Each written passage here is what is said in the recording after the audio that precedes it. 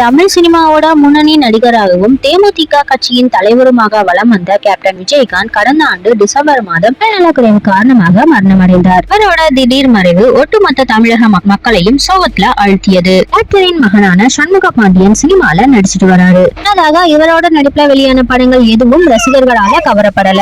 நிலையில தற்பொழுது படைத்தலைவன் படத்துல நடிச்சிட்டு வராரு. ராகவா லாரன்ஸ் தான் அறிவித்தபடியே சண்முக பாண்டியன் படத்துல நடிக்க இருக்கிற தகவல் வெளியாகி விஜயகாந்த் மற்றும் ராகவா லாரன்ஸ் ரசிகர்களை உற்சாகப்படுத்தி இருக்கு. இன்னொரு ஸ்பெஷல் அப்டேட்டும் வெளியாகி இருக்கு. லைகா நிறுவனம் தயாரிக்கும் இந்த படத்தோட அப்டேட் ஏற்கனவே வெளியாகி இருந்துச்சு. ஆனா படத்தோட ஹீரோ யார் என்பது குறித்த எந்த அப்டேட்டும் வெளியாகல. நிலையில தற்பொழுது ஜேசன் சஞ்சய் இயக்கும் படம் குறித்த தகவல் வெளியாகி இருக்கு. விஜய் சினிமால இருந்து ஒதுங்கி அரசியலுக்கு போயிருக்கும் நிலையில் தனது மகன் சஞ்சய் திரையுலகுக்கு அறிமுகமாகிறாரு. அப்பாவோட இடத்தை நிரப்ப ஹீரோவா வலம் வருவாருன்னு ரசிகர்கள் எதிர்பார்த்திருந்தாங்க. ஆனா அவரோ இயக்குனர் அவதாரம் எடுத்திருக்காரு. உண்மையில் இவரது படத்துல விக்ரம் மகன் விக்ரம் கதாநாயகனாக நடிக்க இருக்கிறதாக தகவல்கள் வெளியாச்சு.